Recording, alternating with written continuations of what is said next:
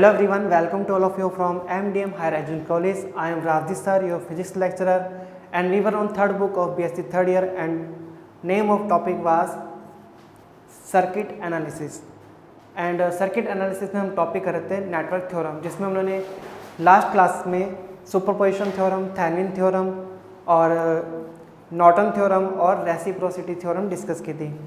अब next theorem की तरफ मूव करते हैं और नेक्स्ट थ्योरम हमारे पास है कंपेंसेशन थ्योरम, यानी कि समभरण प्रमेय या प्रतिकार प्रमेय। इसको कैसे लगाते हैं इसके लिए देखते हैं। इसके लिए क्वेश्चन दे दिया है मैंने यहाँ पे।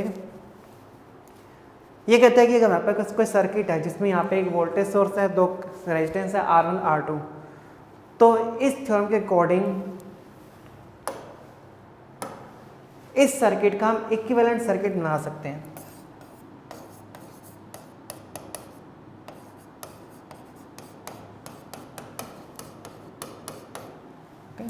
हम क्या कर सकते हैं, इसका इक्विवेलेंट सर्किट बना सकते हैं।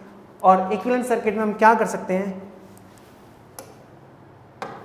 इस R2 को रिप्लेस कर सकते हैं इस किसी अनदर वोल्टेज सोर्स से। ओके, और इस अनदर वोल्टेज सोर्स की वैल्यू क्या होगी, वो ये होगी E1 R2 divide by R1 plus R2।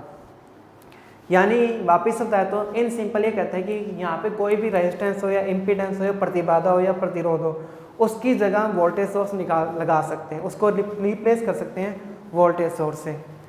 और वोल्टेज सोर्स की वैल्यू कैसे निकलेगी, ठीक है ना, वो आपको ध्यान रखना है, इस फॉर्मूले से निकलेगी।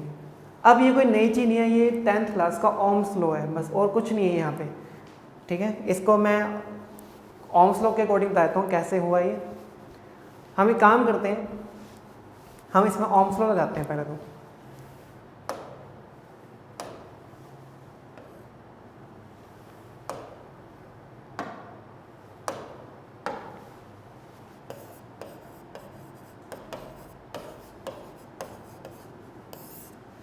ओम्स लॉ के अकॉर्डिंग मान लेते हैं इसमें करंट फ्लो हो रहा है I1। ओम्स लॉ क्या कहता है, V इक्वल्स टू IR, तो यहाँ पर हो जाएगा E1 इक्वल्स टू I1 और टोटल रेजिस्टेंस क्या हो जाएगा, दोनों सीरीज में R1 प्लस R2, यानी करंट की वैल्यू क्या आ जाएगी, E1 divided by R1 plus R2। अब हमें यहाँ पे पोटेंशियल ड्रॉप निकालना है, यानी विभवांतर निकालना है। तो हम क्या करेंगे, पोटेंशियल ड्रॉप ऑन R2। वापिस से ओम्स लॉ लगाते हैं। ओम्स लॉ के अकॉर्डिंग इस पे जो पोटेंशियल ड्रॉप होएगा, मान लेते हैं E2 होएगा। ओके, हमने मान लिया E2 होएगा। वो कैसे निकालेंगे, V इक्वल्स टू IR से। V मान लिया E2 हो गया, I क्या हो जाएगा, टोटल करंट। टोटल करंट कितना है, E1 divided by R1 plus R2, ये अपनों ने अभी भी फाइंड किया था। और V इक्वल्स टू IR से I ये हो गया, R क्या है, R हमारा R2 है, इंटू R2। तो देखो वही रिजल्ट आ गया जो हमने यहाँ पे लिखा था, E1 R2 divide by R1 plus R2, A1 into R2 divide by R1 plus R2। तो यही हमारे पास क्या है, कंपेंसेशन थ्योरम है। क्वेश्चन देख लेते हैं क्या है। क्वेश्चन कह रहा था कि the circuit shown has two resistance R1 R2। Okay, दो रेजिस्टेंस दे रखे हैं आपको।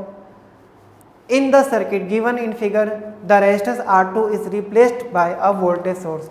इस R2 को किससे रिप्लेस करें, वोल्टेज सोर्स A2 से, जिसका EMF इलेक्ट्रोमोटिव फोर्स कितना दे रखा है, A1 R2 divide by R1 plus R2। Using the compensation theorem prove that the two circuit are equivalent. आपको क्या प्रूफ करना है कि दोनों सर्किट इक्विवेलेंट है, ये प्रूफ करने हैं। तो हमने R2 पे जो पोटेंशियल ड्रॉप है वो निकाल दिया, उससे क्या हो गया, ये इक्विवेलेंट हो गया। अगर आपको इसको प्रूफ करना है तो आप इसमें ओम्स लॉ लगा देना, जिससे हमारे पास यहाँ पे करंट क्या आ जाएगा, ये आ जाएगा।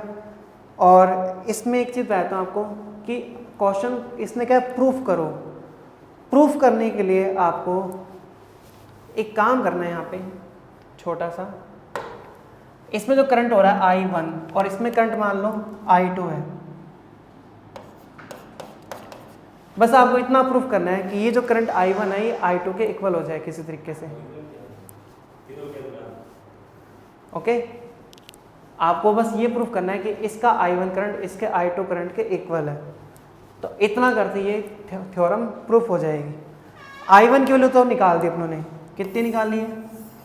E1 divide by R1 plus R2। अब हमें निकालनी है I2 की वैल्यू। I2 की वैल्यू कैसे निकालेंगे? इसमें लगा देते हैं हम KVL।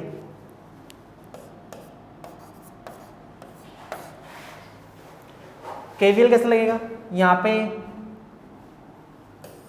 क्लॉकवाइज राउंड ले लेते हैं। इसका आखिरी साइन क्या है? पॉजिटिव है। E1 पॉजिटिव ले लिया, करंट इस तरह जा रहा है प्लस माइनस की तरफ। इसका आखिरी साइन क्या है? नेगेटिव है, तो ये आ जाएगा माइनस I2 R1। इसका आखिरी साइन क्या है? माइनस का है, E2 इक्वल्स टू 0। I2 की वैल्यू कैसे निकालेंगे? इसको उधर ले जाते हैं, ये बन जाएगा E1 माइनस E2 और डिवाइड में क्या आ जाएगा इसके? R1।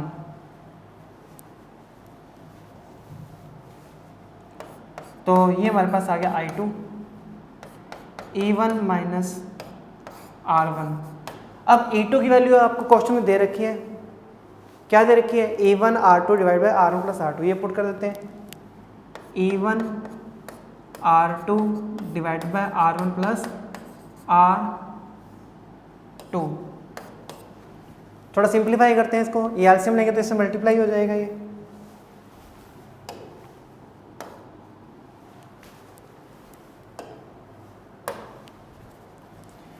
तो यहाँ पर देखो R1 और R2 मल्टीप्लाई हो जाएगा, तो ये बन जाएगा E1 R1 plus R2 minus E1 R2 divide by R1 का मल्टीप्लाई R1 प्लस R2 से। यहाँ पे कुछ कैंसिल हो रहा है? बिल्कुल हो रहा है। ये R2 से E1 R2 कैंसिल हो जाएगा और फाइनली हमारे पास करंट जो आ जाएगा वो किसके इक्वल आ जाएगा? E1 R2 E1 R2 divide by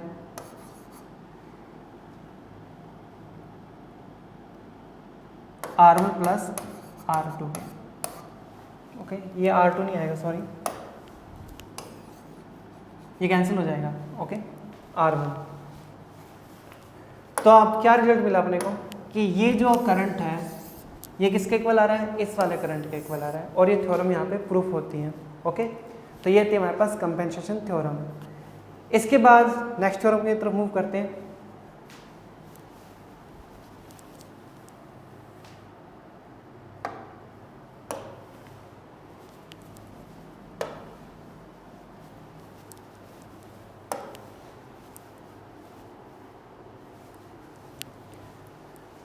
maximum power transfer theorem, यानी अधिकतम शक्ति संचरण प्रमेय। ये थ्योरम की दो स्टेटमेंट है, एक तो बुक में लिखी हुई है वो मैं आपको बताता हूँ, और एक नेट पे जो है वो स्टेटमेंट है वो थोड़ी अलग है, वो भी आपको बता देता हूँ। दोनों स्टेटमेंट आपको याद रखनी है। बुक वाली स्टेटमेंट की तरफ पहले फॉलो करते हैं। बुक में क्या रिटर्न है? बुक में रिटर्न है कि अगर हमारे पास कोई सर्किट है जिसमें यहाँ पर है लोड इम्पीडेंस, यानी कि लोड प्रतिबाधा। अगर ये लोड प्रतिबाधा जो कि ZL है,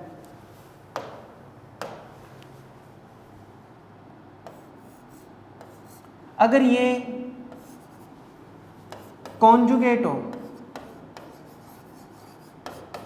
किसका कॉन्जुगेट हो?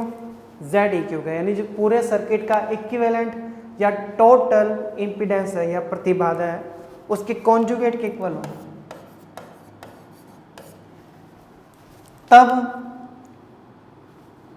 पावर जो होगी ना किसके ऊपर? ZL के ऊपर,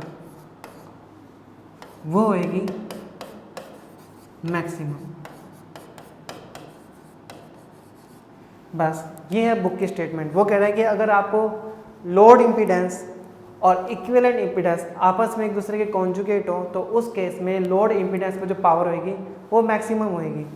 कॉन्जुगेट का मतलब क्या होता है वो आपको बताता हूँ, नॉन मेडिकल वालों को पता ही होगा कि अगर हमारे पास कोई नंबर है x प्लस आयोटा वाई, अगर उसका कॉन्जुगेट लेते हो तो आयोटा का साइन चेंज हो जाता है, वो बन जाएगा x माइनस आयोटा वाई। सिर्फ आयोटा वाली टर्म का ही साइन चेंज होता है। इस क्वेश्चन को भी देख लेते हैं। इस क्वेश्चन में पहले देखते हैं पूछ क्या रहा है। A generator off 20 volt has an impedance 1.5 plus J1 omega. It is connected to a load for which value of load maximum power will be transferred and what will be the value of maximum power transferred। दो question पूछे इसने। एक तो इसने पूछा है कि ZL की वैल्यू क्या होएगी किस केस में जब पावर मैक्सिमम होएगी। दूसरा इसने क्वेश्चन पूछा है कि जो पावर मैक्सिमम है उसकी वैल्यू क्या होएगी। तो एक तो मैं कैलकुलेट करना है इसमें ZL, तो यहाँ पे मैंने बता दिया ZL किसके इक्वल है, ZAQ के कॉन्जुगेट के। इसका कॉन्जुगेट निकालना, तो यहाँ पे J देख रहे हो वो इमेजिनरी नंबर को शो करता है, उसका साइन चेंज करना पड़ेगा। तो यहाँ पे ZL की वैल्यू क्या आ जाएगी 1.5 तो रहेगा एज इट इज, और इमेजिनरी नंबर का साइन चेंज रहेगा J1 ओमेगा।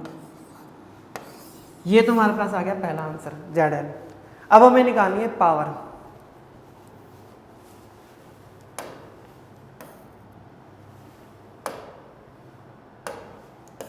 अब हम निकालनी है मैक्सिमम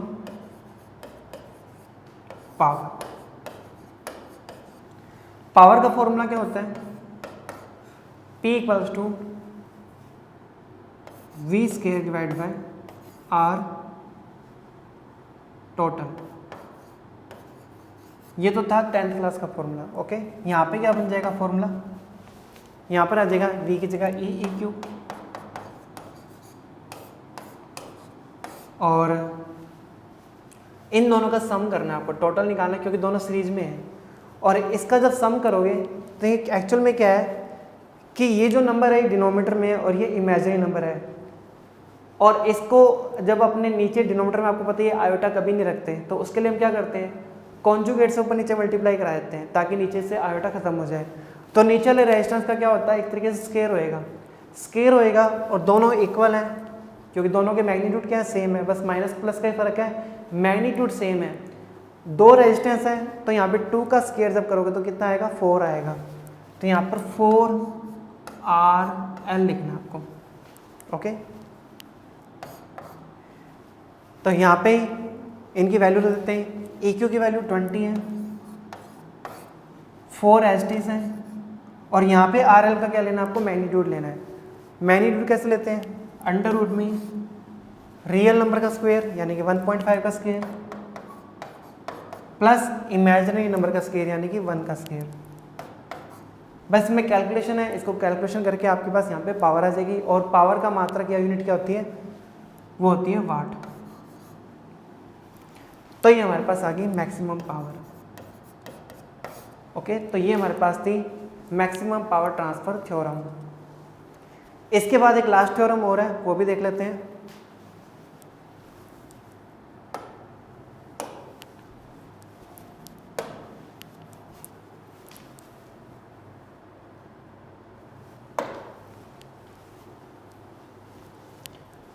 मिलर थ्योरम, ये लास्ट थ्योरम है, इसके बाद अपनी सारी थ्योरम कंप्लीट हो जाएगी। इसके बाद ये बहुत ही सिंपल थ्योरम है, मैं इसको डायग्राम से समझाता हूँ। इस थ्योरम के अकॉर्डिंग अगर आपके पास कोई 4-वे नेटवर्क है जिसमें 2 इनपुट है 2 आउटपुट है, और इनपुट और आउटपुट के बीच में कोई इम्पीडेंस है Z, तो उस Z को आप रिप्लेस कर सकते हो किससे,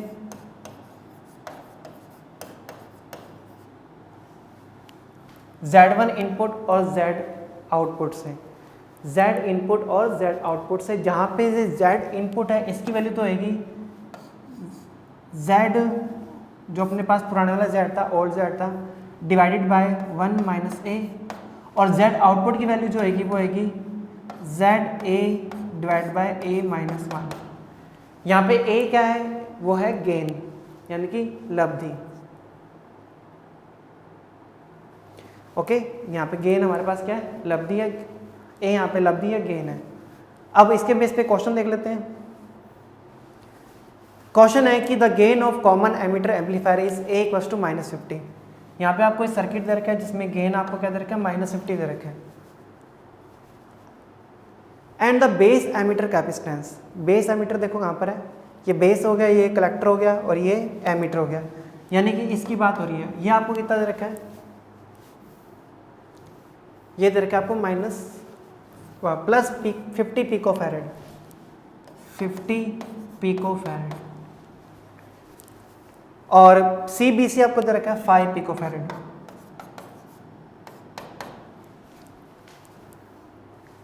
determine the effective capacitance at the input and output of the amplifier. वो कहना चाहता है कि इसको हटा के यहाँ पे अगर हम कैपेसिटर लगाते हैं, मान लेते हैं कि यहाँ पे हमने लगा दिया CI और इसके बीच में लगा दिया हमने CO, तो इनकी वैल्यूज पूछ रहा है वो, CI की वैल्यू क्या होगी और CO की वैल्यू क्या होगी। ओके, तो मिलर थ्योरम का यूज़ करते हैं। मिलर थ्योरम के अकॉर्डिंग मान लेते हैं इसका जो इम्पीडेंस है,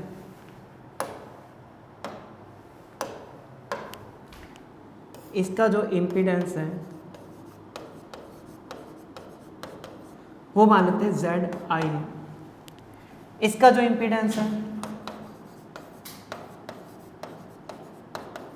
वो है ZO और इसका इम्पीडेंस मान लेते हैं Z है।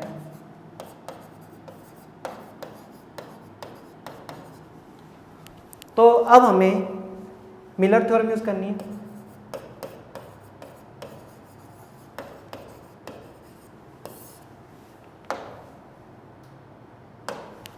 मिलर थ्योरम के अकॉर्डिंग ये जो ZI है ये इक्वल होएगा old Z divide by 1 minus A के।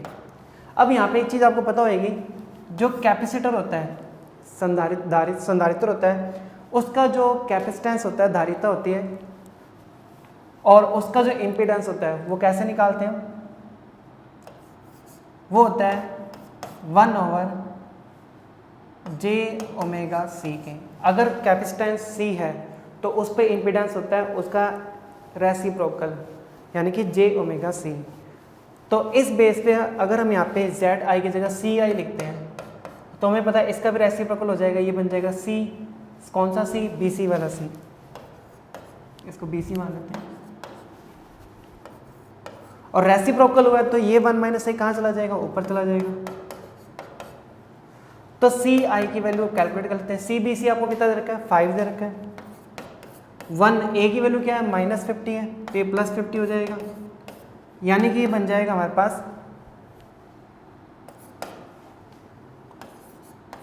255 पिकोफैरेड। लेकिन इसने क्वेश्चन में क्या पूछा है? Effective capacitance.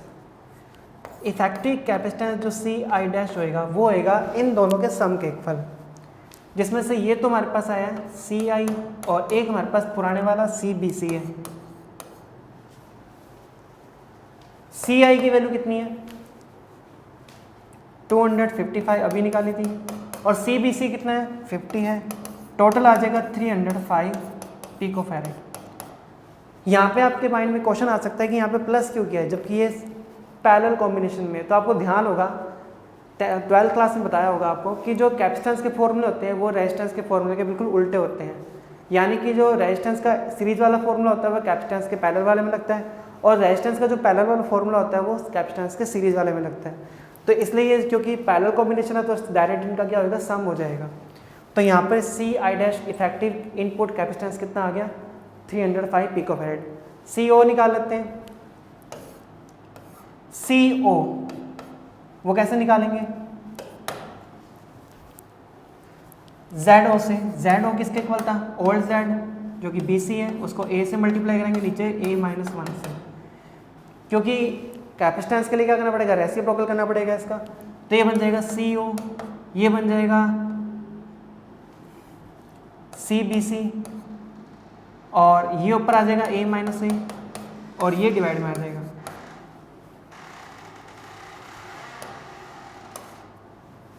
इनकी वैल्यूज पुट कर देते हैं। CBC आपको कितना दे रखा था? A आपको दे रखा था -50, -1, और CBC आपको दे रखा था 50। 50 से 50 कैंसिल हो जाएगा, माइनस सारे कट हो जाएंगे, आंसर आ जाएगा 51 पिकोफैरेड। तो ये हो गया इफेक्टिव आउटपुट कैपेसिटेंस। अपने अकॉर्डिंग नोट्स बना लेना, वीडियो को लाइक जरूर कर देना, सब्सक्राइब कर देना और बेल आइकन को प्रेस कर देना। Thank you.